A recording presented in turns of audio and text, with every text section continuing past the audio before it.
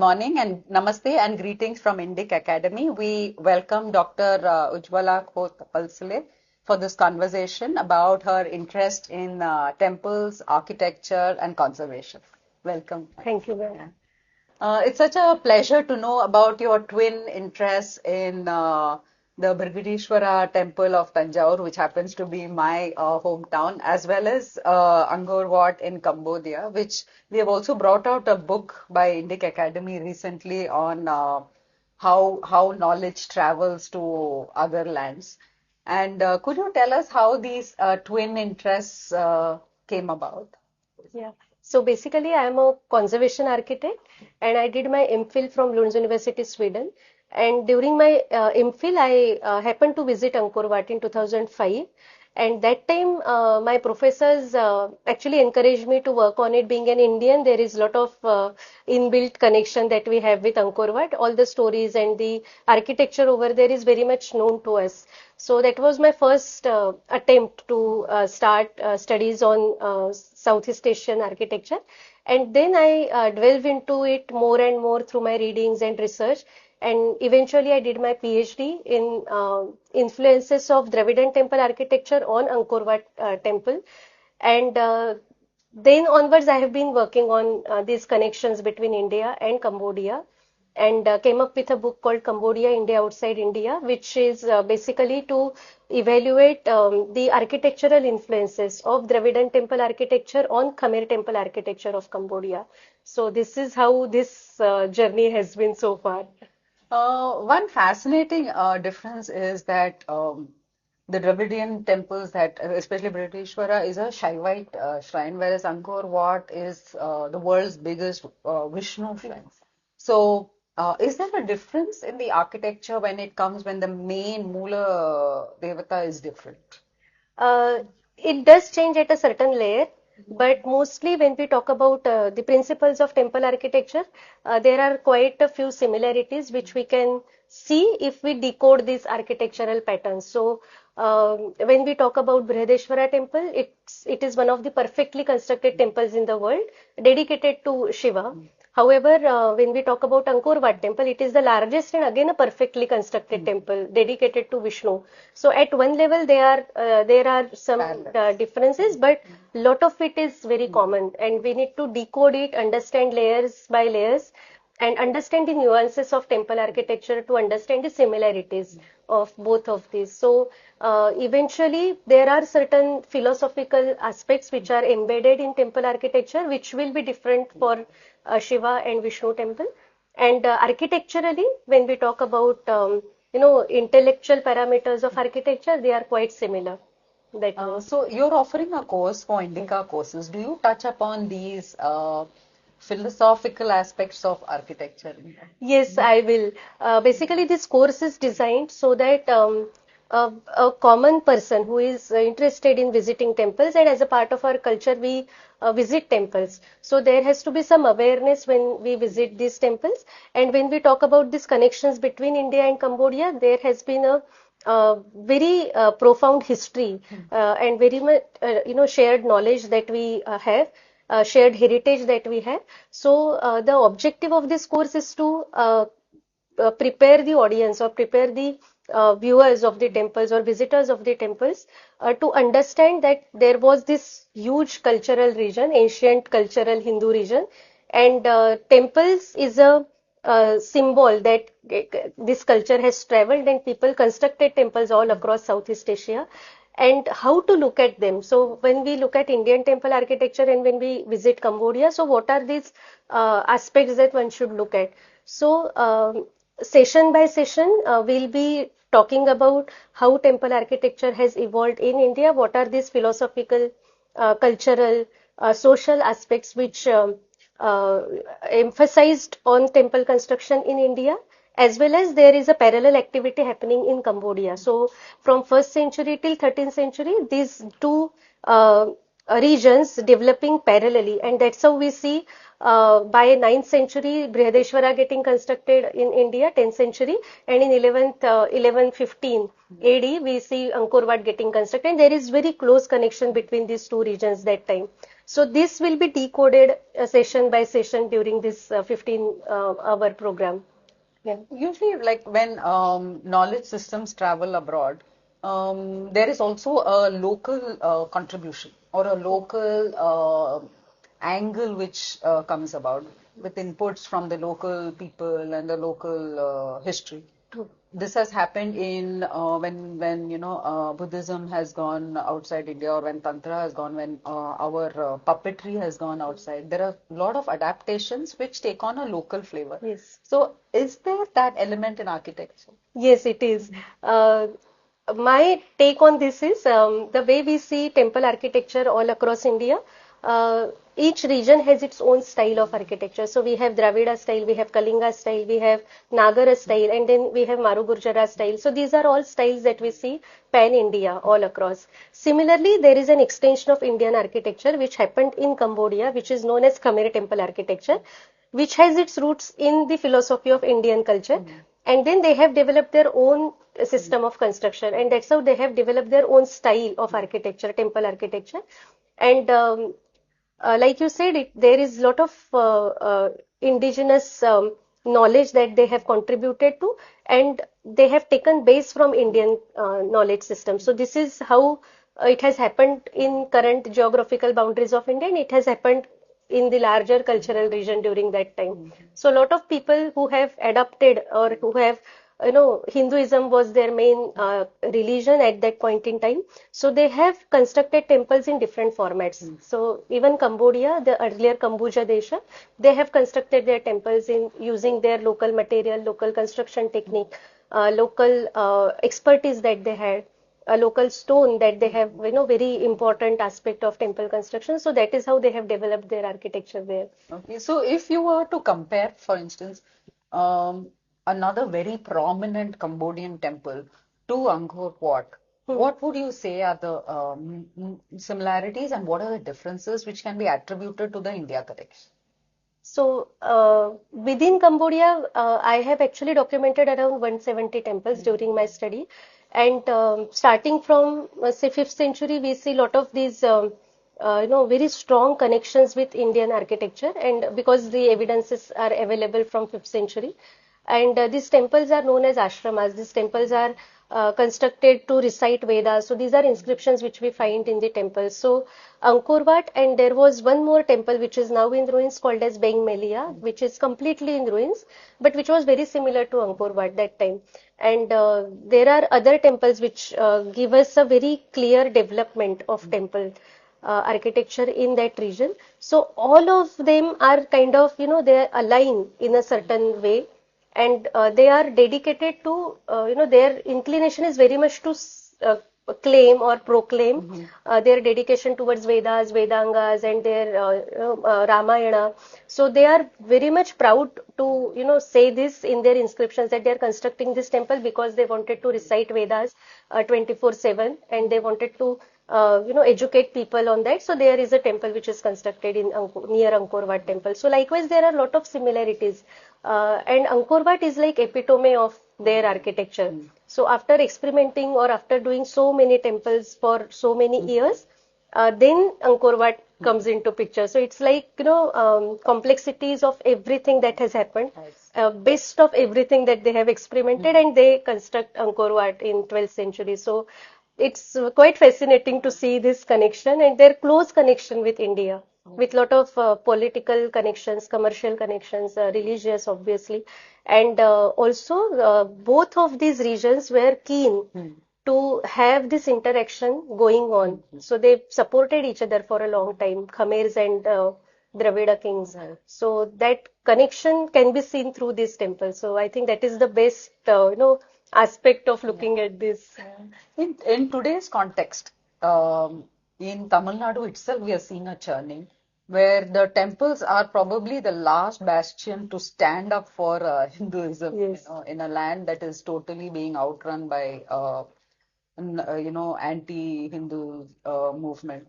So, is that the case in Cambodia also? Are the temples are the, representative of a Hindu sentiment, force, a symbol of Hinduism in a changing society where Hindu values are not necessarily, followed or respected by large majority? Very important question, because for last 6, 7 years I have been seeing this or observing this phenomena. There are a lot of external influences that are working in Cambodia these days, and the history of Cambodia tells us that till 12th century this country was a Hindu country, and then eventually it shifted its orientation slightly towards Buddhism. Now, looking at this aspect, historically, it's a very normal phenomena because Buddhism is a part of Hinduism, under the larger umbrella of Hinduism. However, locally these days, people have started, emphasizing on this, and they have, very much segregated Hinduism from Buddhism, and these temples which are there, most of it, like for example, Angkor Wat itself, uh, it is perceived as if it is a Buddhist temple. It is transferred, or it is so-called converted to Buddhism, but the only change that we see is the original idol of Vigraha of Vishnu is now worshipped as Buddha. So for us, it is very common because Buddha is also one of the incarnations of Vishnu. But for them, it is like this is a Buddhist temple, not a Hindu temple. And this narrative has started emerging very strongly for last few years. And now people are more keen to promote these sites as Buddhist sites and not really part of Hinduism. So they try to really segregate it and compartmentalize it as a Buddhist archaeological site. And many of the narratives are now driven towards that. So even the bas-reliefs which are there in Angkor Wat, or even few sculptures that we find, so they are all the stories are now diverted, or they are changed to certain extent to make sure, yeah, to suit their narrative. And there are a lot of other influences also, like influence of China very strongly happening in Cambodia. So that way narrative is changing from Indic cultures to Indo-China, or more of Chinese culture. So this is really affecting that region, and I have been visiting it since 2005 very regularly. And my say on this is, as an Indian, we should visit Angkor Wat. We should visit these places to be aware about what our culture is and how far our culture has reached at one point in time. And we feel proud about it. And, everybody should know in India that this is the land where Indic cultures had their roots, and people adopted it. People were Hindus at one point in time. And otherwise this will lose. After a point, we will not have any connection with that, and we'll be completely separated out from this whole earlier cultural region that we used to talk about. So I think this is very important aspect to look at. I think the phrase that a lot of people use in the with regards mainly to yoga and Ayurveda is cultural appropriation. So, as a historian, as a conservationist, when you're giving a course, how do we enable people who are taking the course and equip them to be able to perceive the truth? Is there something in our architecture? There are, on the walls, there are inscriptions. There is historical, solid, physical evidence of a Hindu connection. So, are there things which you can ask people to look out for, and know, come to know the culture themselves without listening or believing or depending on external narratives? Yeah, so the whole objective with which I envisage this course is because while doing my work and research work on temple architecture, I've realized that architects specifically need to understand temple architecture in a Indian way, because all the systems that we come through, the education system, the education tells us to look at this architectural aspect through a Western lens.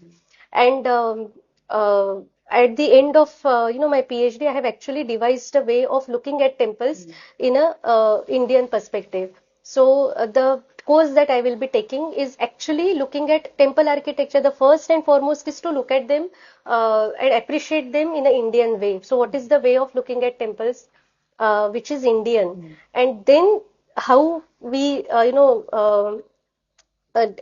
take this journey from India to Cambodia and how these temples could be seen, and that itself reduces this possibility or dependency on the local guides or local narratives that people change from time to time, and visitors or the participants can actually look at these temples with a very Indian perspective with which these were constructed. I mean, this is how these temples were constructed, and that originality or authenticity of looking at temples has to be retained. So that is very much integral part of this course.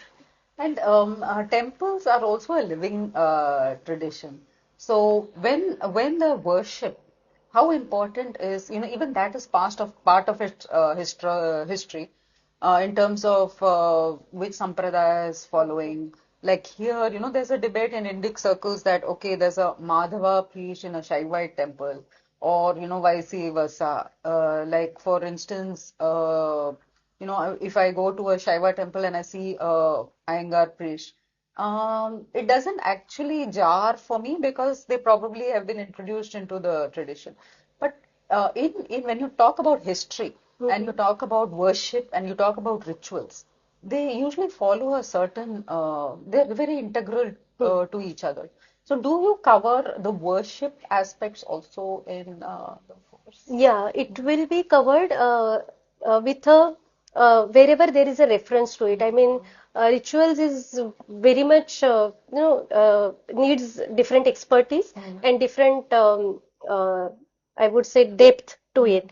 So when we talk about architecture, so wherever these spaces or these rituals govern these spaces or the architecture of it, that part will be definitely covered in the syllabus in the course. So where do they reflect usually? Like, where do they come together? Like, maybe the place where the yajna is done, or, the way the construction is done to enable certain energies to come in. So where do they meet? Where does the worship ritual and the architecture meet? Are there places where they Yes, merge?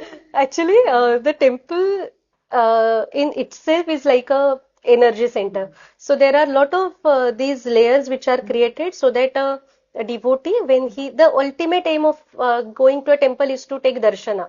So this experience is created in the temples wherein you start from, say, in Dravida architecture, we start from the outermost Gopuram, the first sight of the Gopuram, that is the first emotion which is evoked. So there are all these five senses which evoked by the time you enter to the antarala of the temple. And these are different spaces like Gopuram, Prakara, the walls, the narrative stories that they tell us. So all this is part of the education and awareness. And then, after getting these stories, after absorbing all this, one needs to enter to the Garbhagriha. So the whole, the common observation is people just go straight to the Garbhagriha, take darshana, and then they come back. But the whole temple, yeah, it is like an institution in itself. So it's at one point in time it was a multicultural, multifaceted, structure. So there are a lot of activities happening which are to educate people. So likewise, ritual is also one layer of it. So social, cultural, administrative, and other aspects of a society which are governed by temple or which are the temple becomes center for it. Similarly, ritual is the integral part, and then at every point there is something or the other happening. So that's how these spaces are designed to accommodate everybody, every part of the society. So that will be covered in the course when we talk about development of temples. And then similarly, how it happens in Cambodia from 1st to 13th century. Wow. That's wonderful. In terms of modernity, and if you look at future, and our government is talking about a Viksit Bharat, and what role does conservation and preservation of temples play in the development of a nation? One is in terms of ethics, morality, instilling in people a sense of pride in our history, and also as an economic hub, which the temples were earlier. So, what role do you think conservation and preservation of temples plays in this development of the country? Uh, I think when we go forward, when we go ahead with time, it is very important to be rooted in our culture because that is how our society has been always. And there is slight disconnect in last few years, but I think it is very important that during the development of a nation, our core, Indian society's core lies in the temples because that is the pivot around which everything used to revolve. So all these aspects that you spoke about are basically to be associated with your roots, which lies in temples. So I think as a conservation professional, as a Indologist, I think everybody our goal has to be reconnect with temples. And as we do that, there would be some path for us which will drive us towards more of ethics, our loyalty, and lot of these parameters which are important for a human development and doing it positively. So I think that connection is to be reinstilled in the society, and that is how I look at these temples. I mean, yes, it is an economic hub. It is, lot of people can connect through temples. So that unity that we always talk about can be done through temples, and it plays a very important role. It used to do it historically, and I think that this is the time when we revive these connections again. Yeah. So, as a last question, could you tell us about your favorite memory or favorite aspects of the Tanjore temple and of Angkor Wat? What Yeah. aspect is something, if you close your eyes, what memory comes? So whenever I close my eye, I mean, these two are like I said, earlier, these are like Kula Devatas for me. So I visit both these places very, very frequently. And Brihadeshwara is like, I have a very close memory because I have visited it a couple of times with my father, and I recently lost him. But I have a very fond memories of Brihadeshwara because we have explored it together. And very importantly, when I look at the plinth of Brihadeshwara temple, which is full of these inscriptions, this prakara, lot of information there. So this overwhelms me with because I feel this Brihadeshwara temple is full of knowledge, and there is so much to explore, so much to still decode there. So I really feel that about Brihadeshwara. And for Angkor Wat, I think every time I visit, it's a new experience for me. So Angkor Wat, there are a lot of things that one needs to look at and one needs to really study in detail. A lot of Western people have done these studies with their perspective. Like I said, there is an Indic perspective which is required. And the best experience that I had with Angkor Wat is the view of those five shikharas that we get from a certain point, and then we grow gradually towards we take each and every step towards the beacon, which is the innermost enclosure, and that is a very different experience that one can get. So both these temples are very close to my heart, and I really cherish each and every visit that I have done for the both of these. Thank you so much, Dr. Ujjwala, and I hope one day we can go to Brihadeshwara together. Sure. Thank you. Thank you. Namaste. Thank you. Thank you.